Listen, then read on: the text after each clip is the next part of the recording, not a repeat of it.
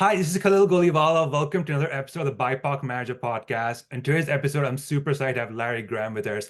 Larry Graham is the founder and executive director of the Diversity Pledge Institute.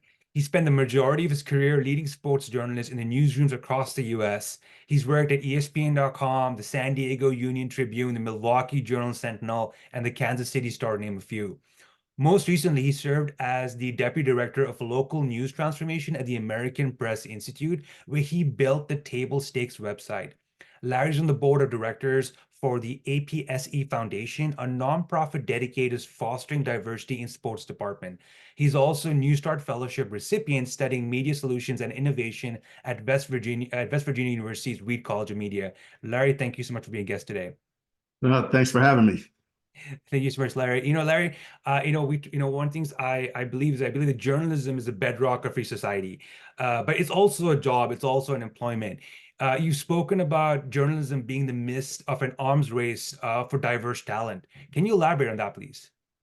Yeah, I think right now we're kind of at that point where the industry is losing so many good journalists to burnout, to whatever the case may be over these last 3, 4 years that there's fewer diverse journalists, journalists of color that are, staying in the industry, fewer that are going through those processes, those steps you take to become a manager, mid-level manager, senior manager. And so when you have a fewer number, obviously it becomes a rush to try to identify, hey, here are good people worth hiring. Here are folks that may need training. Here are just people in general. And, with us, the numbers just, it feels like they're dwindling more and more. Everybody's trying to move quickly to hire diverse journalists so that you can hopefully reach more of those diverse audiences. Okay. And so, Larry, maybe there's something interesting out there because we're seeing, in terms of in the broader sphere, DI, especially with George Floyd, the Black Lives Movement in Canada with sort of the Indigenous movement, there's a lot of media attention being given to these issues. How does that play out? The fact that, in some sense, you've got this sort of mainstream society, but, you've got journalists who may be part of these communities reporting on it. What's that sort of dynamic like? I think it's very interesting well, primarily because um, the diversity in journalism is, I would say, severely lacking. And yet, as an industry, we tend to call out other organizations that for their lack of diversity. To me, that just doesn't fit right. It should be a little bit more balanced. There should be a little bit more transparency on journalism side, and there should be taken more steps to create more inclusive work environments. So that you have these diverse journalists that end up staying in the industry. So yeah. Yeah. Larry, one of the things that I've experienced, and I think a lot of minorities have experienced, is aggressions at work. And I know for you as well, there's been sort of a change where in terms of even the terminology of, microaggressions versus aggressions. Could you talk a little bit about that and what that experience can be or has been in for journalists? Well, think about it. A lot of times that microaggression definition that's tossed out means it can be subtle, indirect, or unintentional. To me, once you're in that, subtle and indirect and unintentional are two different things. So I tend to just label it as aggressions because if it does harm to someone else, then it's a negative outcome. And it shouldn't be something where someone has to explain why they feel offended by something for the offending party to actually take steps to make that person feel a little bit more comfortable. It should be enough. Hey, this makes me feel uncomfortable. Okay, here are some steps that we can take, hopefully, to make you feel more comfortable. But when it comes to those microaggressions, there's nothing really micro about it because they do real harm. They end up also forcing people out of their jobs, out of their comfort zones, into different industries. And to me, like I said, that's just aggression. Yeah, and I think you mentioned as well the fact that there's also people experiencing burnout, right? He's meant the journalism is already a place where there's not been a lot of diverse candidates. Anything that serves as a barrier affects retention, affects them being part of it. And it seems like at some point it could be erosion when people just start leaving en masse. Yeah, and I mean, journalism isn't known for being one of those industries that has the highest salaries. However, at least in my opinion, journalists have so many different skill sets that are transferable. Most of the time, journalists you're able to go up to a stranger and have a conversation to get a story. You have an ability to write exceptionally well, to put people at ease, to gain someone's trust in a short amount of time. Those skills are very valuable in so many other industries. And it'd be a shame if we lose the people that can practice those skills the best in an area where we need people the most, which is hopefully, injustices, bringing truth to power. We want to have people that have those skill sets in a place where they can be that fifth estate, that they can be those checks and balances. We don't want to lose all of those people to other industries. Yeah, made that point when I think exactly the 50 say the checks and balances. And like you said, on one hand, it's journalism is that one place that calls out other people, other sort of sectors for their maybe lack of diversity, when itself is trying to deal with it. Have you ever come across what I wonder is, are sort of minority news topics treated as something separate from mainstream news? I think it would depend on the newsroom. Uh, Um, right now there is a or at least over the last couple of years, there's been a strong push to create beats based on different communities. And I think that that's a big help to shine a light on some of the issues that are in those communities. However, there are also always usually a ton of other newspapers that are in those communities already doing that work. So I think that there could be a little bit more coordination, a little bit more partnership to shine a light on the issues that affect those communities by working closer with the the people and organizations that have already gained the trust of the people in those communities. Yeah. One of the things I keep thinking about is like trust that you said. We've seen, fake news, these accusations put against, journalists in particular. Can you talk about sort of that sense of trust that people have maybe towards journalism as a whole and maybe within journalists?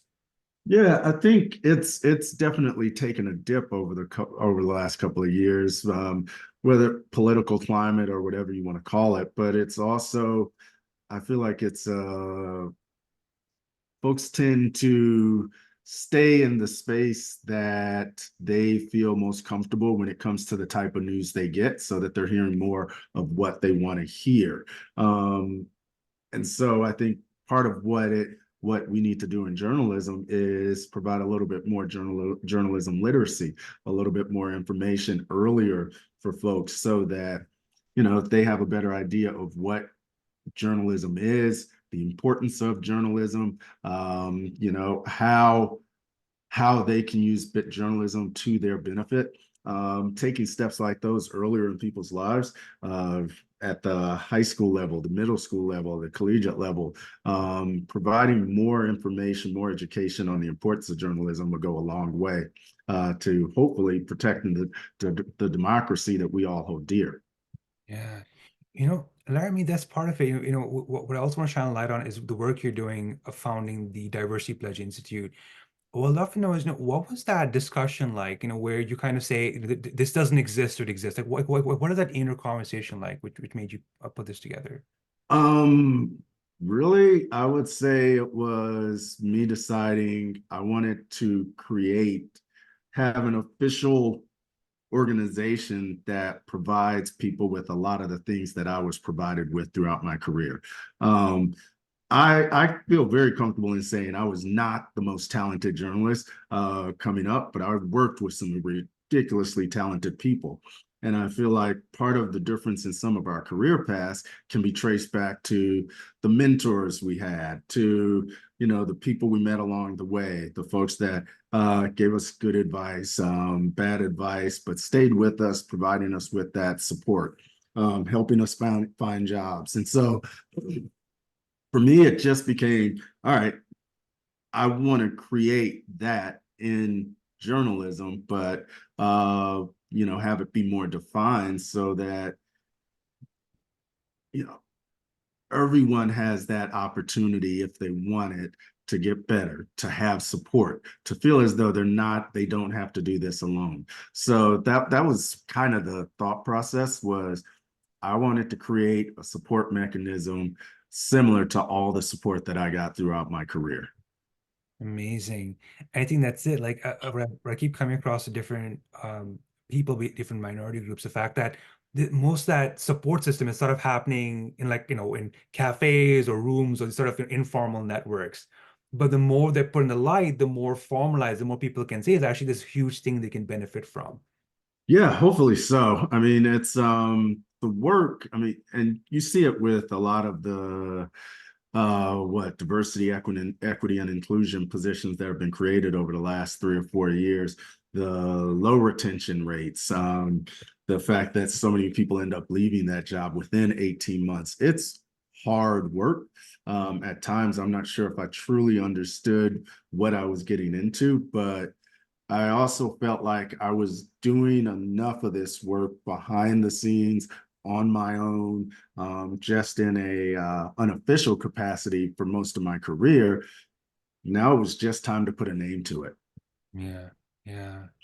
And one thing that I was pretty interested is the fact that, for the Diversity Pledge Institute I work, that you're putting together a survey, a survey to, could you talk a bit more of that survey, please? Yeah, no.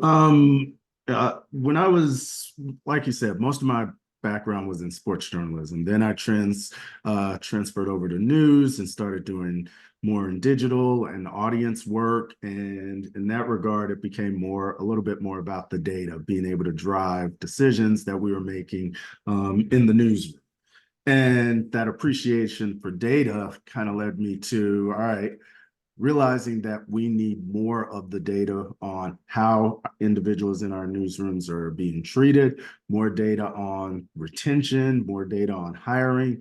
And so it is a little bit of a data focused approach, but I call it more information based approach. And so with our surveys, it's trying to identify, it's more than just an audit of identifying how many people of color are in a newsroom, or how newsrooms may be suffering from a lack of diversity. You don't need a survey for that. You don't need an audit for that. We already know that. So with our surveys, they're designed to kind of get to the root of the problem of why people are leaving. Where is the disconnect between management and the staff, newsroom staff, reporters as a whole?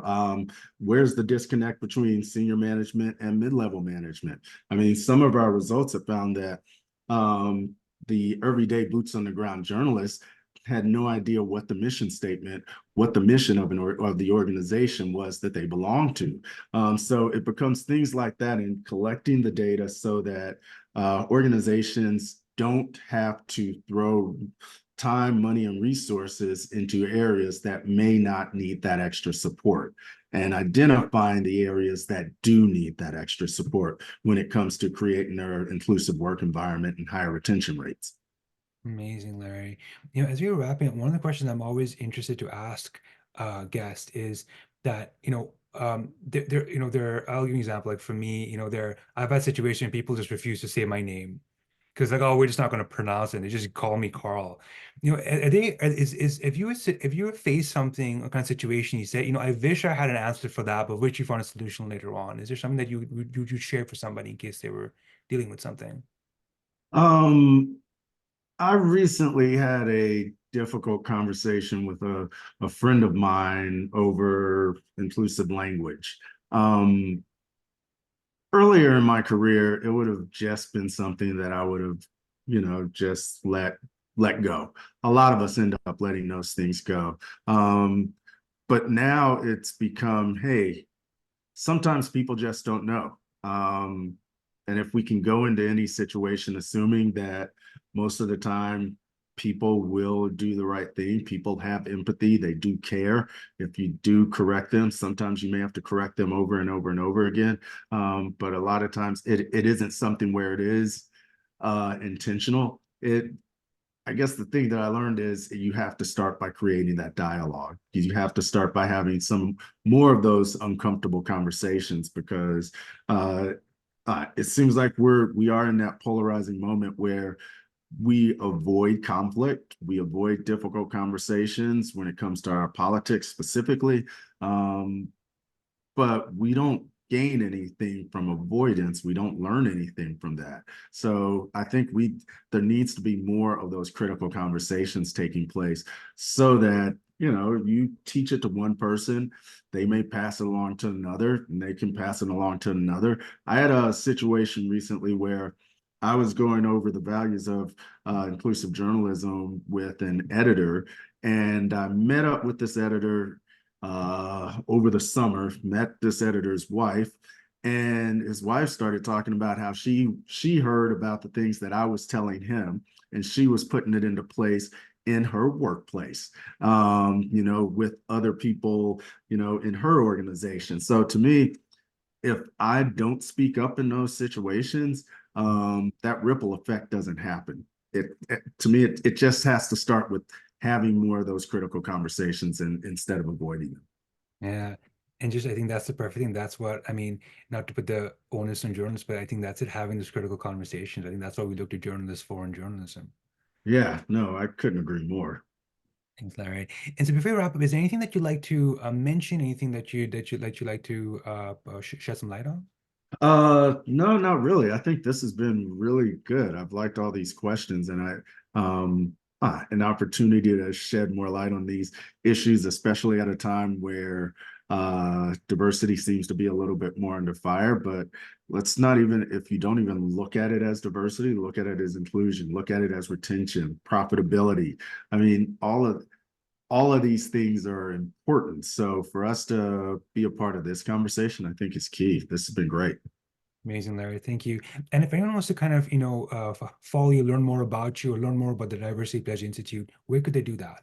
I would say visit our website at www.thediversitypledgeinstitute.org or just go to thedpi.org and then reach out. So you can also email me at larry@thedpi.org. Thank you so much for being a guest today, Larry. No, thank you for having me. I appreciate it.